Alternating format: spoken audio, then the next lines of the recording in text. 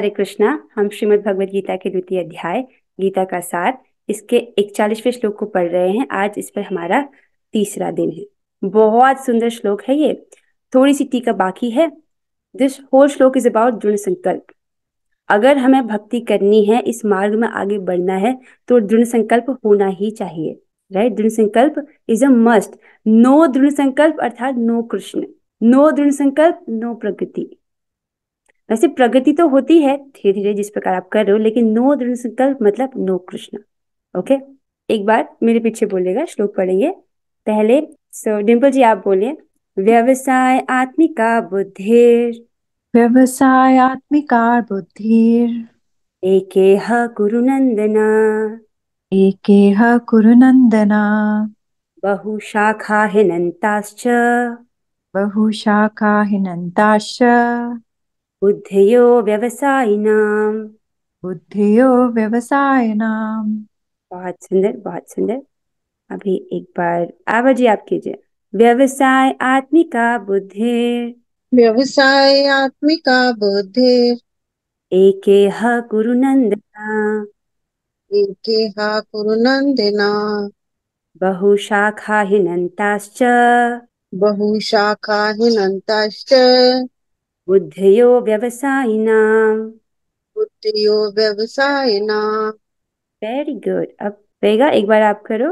व्यवसाय आत्मिका बुद्धिर व्यवसायात्मिका बुद्धे एकेह कुरु नन्दना एकेह कुरु नन्दन बहुशाखा हिनन्ताश्च बहुशाखायनन्ताश्च बुद्धयो व्यवसायिनाम्। बुद्धियो व्यवसायिनाम्। Very good. ठीक है, आज हम इतनी आवृत्ति करेंगे, आगे भी पढ़ना है। अभी आप लोग अपने आप को म्यूट कर लीजिए, ठीक है। भगवान कह रहे हैं कि इस पथ पर चलने वाले लोगों की बुद्धि एक होती है। अपनी व्यवसाय आत्मिका बुद्धि को एक करना है, बहुत सारे नहीं, एक लक्ष्य। राइट? जो इस मार्ग पर चलते हैं, इस बुद्धियों के मार्ग में चलते हैं, वे प्रयोजन में दृढ़ रहते हैं। पहले ही बोल दिया भगवान ने, दृढ़ संकल्प।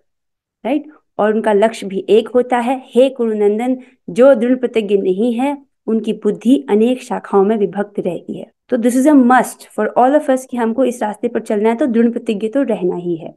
ओके, सो आगे चलते हैं। थोड़ा सा टीका बचा था। पिछली क्लास में हम डिस्कस कर रहे थे इस प्रोसेस के बारे में। राइट? हमने पढ़ा था कि हर चीज को प्राप्त करने के लिए, जैसे मान लीजिए दूध से घी निकालने के लिए एक प्रोसेस है और उसमें बहुत मेहनत लगती है। राइट? प्रयास होता है। चीनी निकालते हैं, जब जब गन्ने से चीनी बनती है, उसमें भी एक प्रोसेस है और प्रयास होता है। राइट? जब हमको सोना चाहिए, उसमें भी प्रोसेस है और बहुत ज्यादा प्रयास है। साथ ये भगवान का प्रेम प्राप्त करना, इसका भी एक प्रोसेस है और बहुत प्रयास लगता है। ठीक है, बहुत सारे एफर्ट्स हमको देने पड़ते हैं। अब कहीं हम ये गलती ना कर बैठे कि केवल मेरे प्रयासों से ये काम हो जाएगा। राइट? ये नहीं सोचना चाहिए कि केवल मेरे प्रयासों से मैं यहाँ तक पहुंच जाऊंगी। नहीं, दैट इज रॉन्ग अंडरस्टैंडिंग।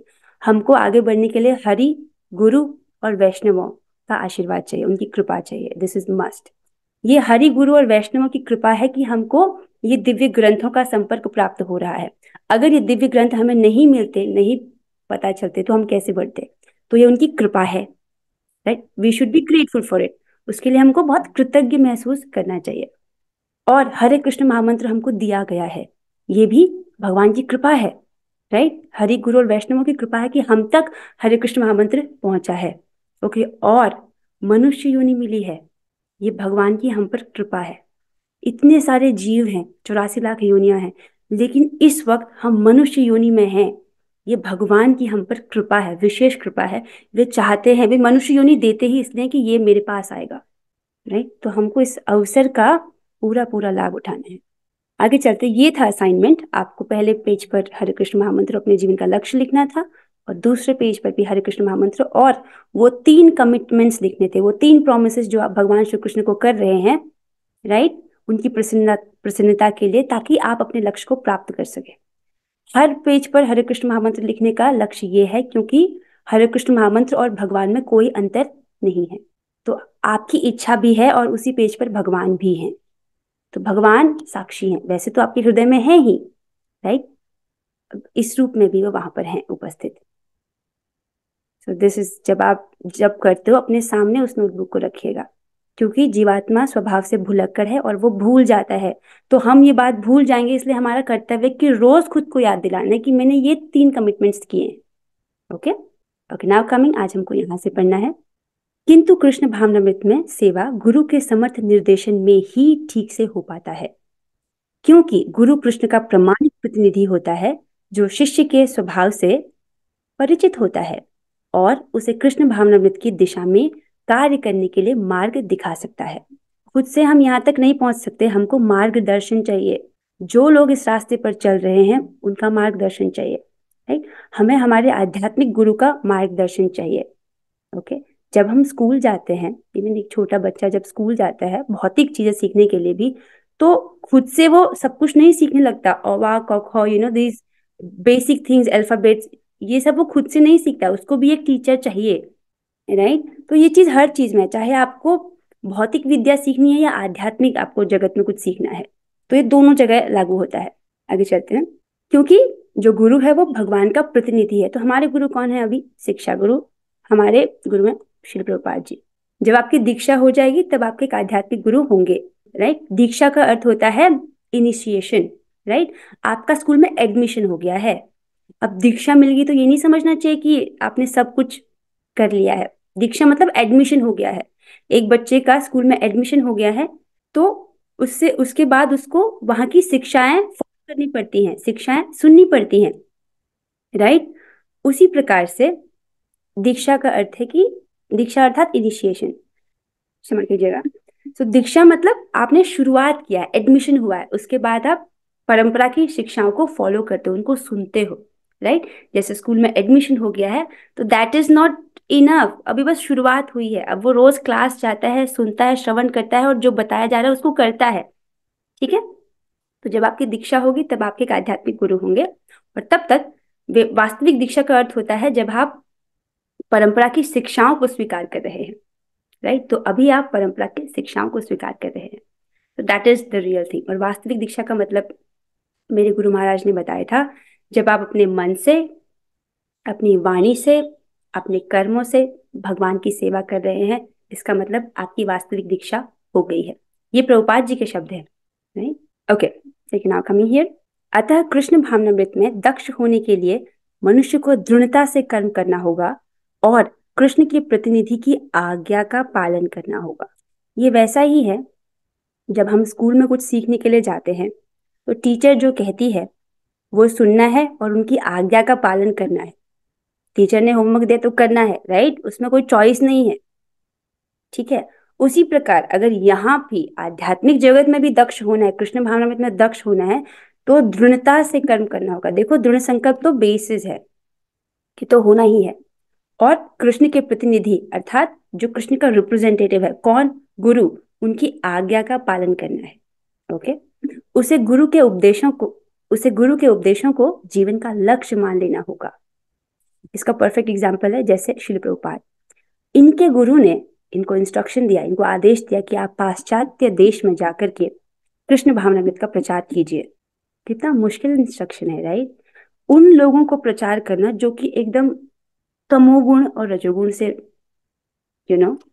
थके हुए हैं, और गुरु महाराज ने ऐसा किया, इसीलिए तो आज पूरे विश्व भर में लोग भगवत गीता पढ़ रहे हैं, हरे कृष्ण महामंत्र का जप कर रहे हैं, भगवान को भोग लगाते हैं, पूरे विश्व में आप ये उन्होंने स्प्रेड किया। तो गुरु का जो उपदेश है, गुरु की जो आज्ञा है, उसको जीवन का लक्ष्य मान लेना होगा। प्रभुपाद जी ये सिर्फ कह नहीं रहे, उन्होंने करके दिखाया है। ये इस बात को समझ, I think this is clear. Now coming to next. जब हम समुद्र में फंस जाते हैं ना, राइट, तो हम ये नहीं सोचते कि हम इस समुद्र को तैर कर पार कर लेंगे, राइट। समुद्र को तैर कर पार नहीं किया जा सकता, नदी को भले कोई कर ले, पर समुद्र तैर कर पार करने की चीज नहीं है। You need help, right. इस चीज को समझना चाहिए, हमको सहायता चाहिए। और हम अभी कौन से समुद्र में हैं? हम भव सागर में हैं, राइट। हम कौन से समुद्र में फंसे हैं? भव सागर में हम फंसे हैं, अर्थात बार बार जन्म मृत्यु के चक्र में फंसे हैं और अनादिकाल से फंसे हैं।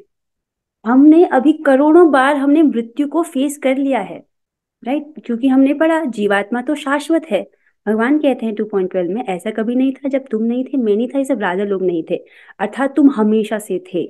जब इस जन्म में आपका बर्थडे हुआ था ना, आप तभी नहीं जन्मे थे, उससे पहले भी आप एग्जिस्ट कर रहे थे, राइट, किसी और शरीर में। तो ये जीवात्मा तो इस शरीर को चेंज कर रहा है ना, वस्त्र की तरह। और हमने न जाने कितने वस्त्र चेंज कर लिए अनादिकाल से। हम सतयुग में भी नहीं जा पाए, हम त्रेता युग में भी नहीं जा पाए, हम द्वापर में भी नहीं जा पाए, और कलयुग में अभी अभी महाप्रभु आए थे 500 वर्ष पहले, हम तब भी नहीं जा पाए। हमको तो विशेष कृपा चाहिए, समझ रहे इसको।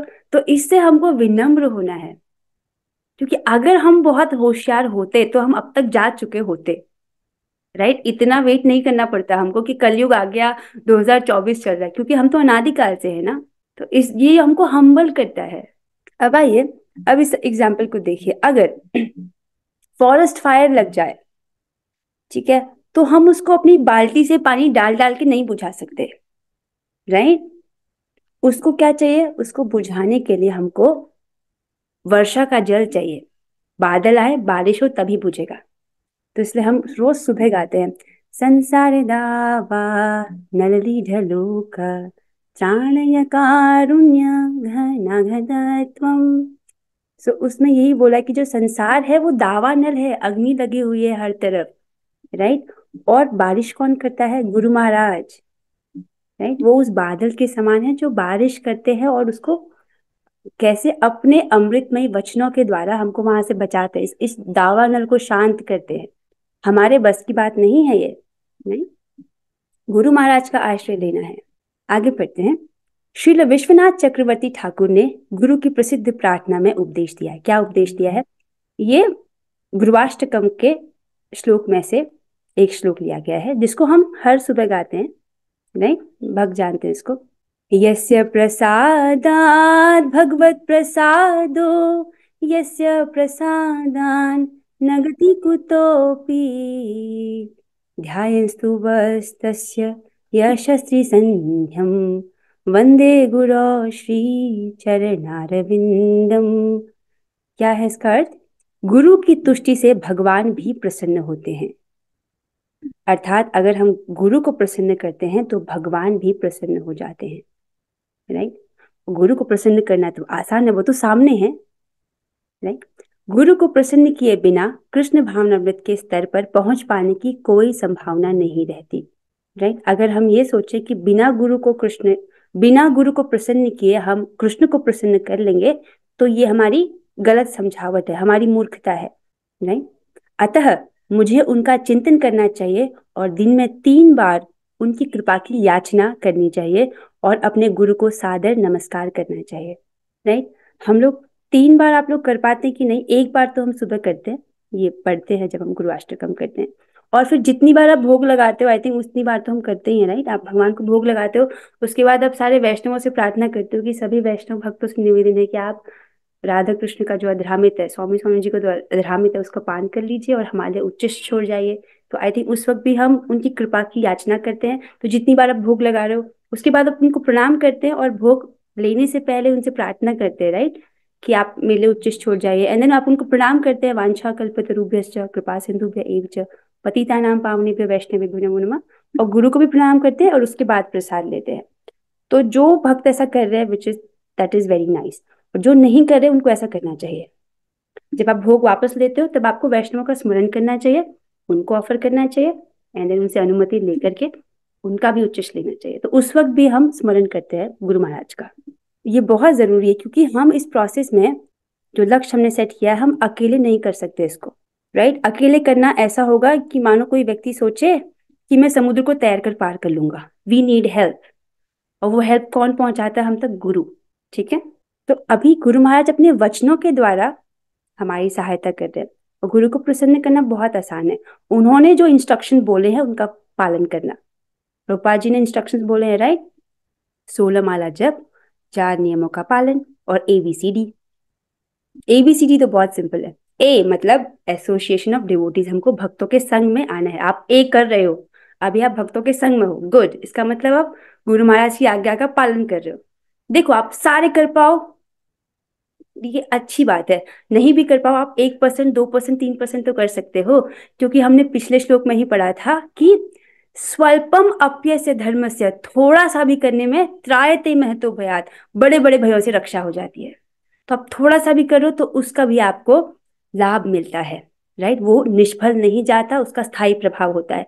तो आप 100% भले ना कर पाओ, आप अपनी तरफ से 2% तो कर ही सकते हो, उसका भी आपको फल मिलेगा, राइट। सो ए तो आप कर रहे हो एसोसिएशन। बी मतलब प्रभुपाद जी की जो बुक्स है उनको पढ़ना है, जो भक्ति प्रवर्तक शास्त्र है, श्रीमद् भगवद गीता, श्रीमद् भागवतम, चैतन्य चरितामृत, इनको पढ़ना है, ठीक है। बी सी अर्थात चैंटिंग, जप करना। आई थिंक कॉल में उपस्थित सारे भक्त, ऑलमोस्ट आई थिंक ऑलमोस्ट सारे भक्त, जो आज नए नए भक्त हैं उनको छोड़ के, मुझे उनके बारे में नहीं पता, जो हरे कृष्ण महामंत्र है उसका जप हम कर रहे हैं, राइट। चैंटिंग, हरे कृष्णा कृष्ण कृष्ण हरे हरे, हरे राम राम राम हरे हरे, इसका जप कर रहे हैं। चाहे कोई एक माला कर रहा हो, 2 कर रहा हो, 4 कर रहा हो या 16 कर रहा हो, लेकिन आज्ञा का पालन करने का प्रयास कर रहे हैं, isn't it. A B C and D is diet. Diet क्या है कि भगवान को ऑफर करके ही खाना है। अगर अनऑफर्ड खाते हैं तो हमको उसी चीज का रिएक्शन भोगना पड़ता है, राइट। नहीं, उसको हमें नहीं खाना।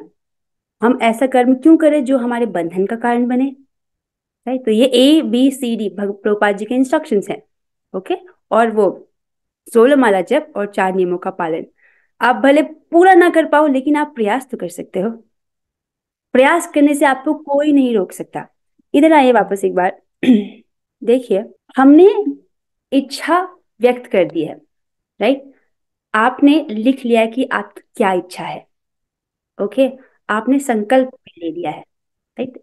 और जीवात्मा केवल 2 चीज कर सकता है, इच्छा और प्रयास। इच्छा आपने कर दी है, और प्रयास हम अपने जीवन की आखिरी सांस तक करेंगे, बस। इसके अलावा हम और कुछ नहीं कर सकते। जब तक इस शरीर में सांस है, हम अपने लक्ष्य की ओर प्रयास करते रहेंगे। ये 2 ही चीजें हम कर सकते हैं, और सफल होंगे वो तो कृष्ण के हाथ में है ना। तो इच्छा आपने कर दी और प्रयास करते रहना है। और ये बात ध्यान रखना है कि हम इसमें अकेले जाने का सामर्थ्य नहीं है, हमें हरि, गुरु और वैष्णवों की कृपा चाहिए, नहीं। अकेले जाना बहुत बड़ी, जो व्यक्ति सोच रहा है कि मैं अपनी साधना के बल पर पार कर लूंगा, वो व्यक्ति यही सोचता है कि मैं खुद से तैर करके समुद्र पार कर जाऊंगा, जो कि मूर्खता है, ठीक है। आगे चलते हैं। Okay, this is last thing. किंतु यह संपूर्ण पद्धति देहात्मक बुद्धि से परे सैद्धांतिक रूप में, वरन व्यवहारिक रूप में पूर्ण आत्मज्ञान पर निर्भर करती है। जब सकाम कर्मों से इंद्रिय तृप्ति की कोई संभावना नहीं रहती। वाओ। किंतु यह संपूर्ण पद्धति देहात्मक बुद्धि से परे सैद्धांतिक रूप में नहीं, वरन व्यवहारिक रूप में पूर्ण आत्मज्ञान पर निर्भर करती है। This is very good, right. मतलब ये जो बात आपको बताई जा रही है ये व्यवहारिक है, दिस इज प्रैक्टिकल। ऐसा नहीं कि आपको बस थ्योरी बोला जा रहा है, ये एक वास्तविकता में ऐसा मार्ग है, लोग इस पर चले हैं और वो देहात्मक बुद्धि से ऊपर आध्यात्मिक धरातल पर पहुंचे हैं, राइट। तो ये क्या करता है, ये पूर्ण आत्मज्ञान पर निर्भर करती है, राइट। जब सकाम कर्मों से इंद्रिय तृप्ति की कोई संभावना नहीं रहती। अभी जब देहात्मक बुद्धि में रहता है व्यक्ति तो वो इंद्रिय तृप्ति चाहता है, लेकिन जब उसकी चेतना धीरे धीरे इस प्रकार भक्ति के कार्यों से, इन निर्गुण वस्तुओं का सेवन करने से, निर्गुण वस्तु अर्थात ये आप भगवान का नाम, गुण, रूप, लीला, इनका सेवन कर रहे हो, तो उससे क्या होता है, उसकी जो चेतना वो क्रमशः उठती है और वो इस स्तर पर पहुंच जाता है पूर्ण आत्मज्ञान के स्तर पर, आध्यात्मिक धरातल पर। तब इंद्रिय तृप्ति की कोई संभावना नहीं रहती, राइट। पूर्ण आत्मज्ञान हो गया अर्थात वो मान रहा है कि मैं शरीर नहीं हूं, मैं आत्मा हूं, रियलाइजेशन हो गया, तो वो क्यों भोग करेगा। आत्मा को जरूरत नहीं है आहार, निद्रा, भय, मैथुन की, राइट। तो धीरे धीरे धीरे धीरे क्रमशः जैसे जैसे हमारा चित्त शुद्ध होगा, उस प्रकार ये धीरे धीरे सारी भौतिक वासनाएं नष्ट हो जाएंगी। जिसका मन दृढ़ नहीं है वही विभिन्न सकाम कर्मों की ओर आकर्षित होता है। ये पॉइंट आप याद कर लीजिए, यही बात है, क्योंकि इस रास्ते में चलोगे तो बहुत बार माया प्रलोभन देगी। सकाम कर्म अर्थात फल की इच्छा से किए गए कर्म, राइट। जो व्यक्ति ऐसा कर रहा है इसका मतलब अभी उसका मन दृढ़ नहीं है। भगवान बोल रहे हैं कि जो इस रास्ते पर चलता है उसका वो दृढ़ प्रतिज्ञ होता है, और जो दृढ़ प्रतिज्ञ नहीं होता उसकी बुद्धि हजारों दिशाओं में बटी रहती है, ओके। तो पहला ही चीज है कि हमको दृढ़ संकल्प रहना है, फिर प्रयास करना है। With this we have come to an end of the class. Last thing मैं आपको बोलना चाहूंगी, जब बैटन रेस, किसने रिले रेस देखी है? एक उसमें बहुत सारी टीम होती है, आपको एक पोर्शन दौड़ना होता है और जो बैटन है वो दूसरे पार्टिसिपेंट को, दूसरे टीममेट को पकड़ाना होता है। अब फिर वो दौड़ता है, फिर वो आगे वाले जो बच्चा है, आगे जो पार्टिसिपेंट है आपका टीममेट, उसको देता है। इस प्रकार से एक टीम वर्क है, वो जीतते हैं। ठीक है, तो भक्ति भी is like a team work. आप अकेले नहीं दौड़ रहे हो उसमें, आपको अपने हिस्से की साधना करनी है, राइट। ये बैटन लेके गुरु महाराज को देना है, वो फिर वहां से आगे दौड़ेंगे और वो देंगे कृष्ण को, ऐसे जाएगी। तो हमको उनकी कृपा चाहिए, तो हमको अपना हिस्सा जो आपने कमिटमेंट लिखा है ना, वो आपका हिस्से की साधना है, उसको अच्छे से करना है। वो सब कुछ वो उस वक्त ऐसे करना है कि सब कुछ मुझ पे डिपेंड करता है, मुझे बहुत अच्छे से करना है। और लेकिन कृपा, आगे की रेस तब चलेगी जब आपका एटीट्यूड सही होगा। अगर आप ये सोचो कि सब आपके दौड़ने से हो जाएगा, तब तो कुछ नहीं होगा।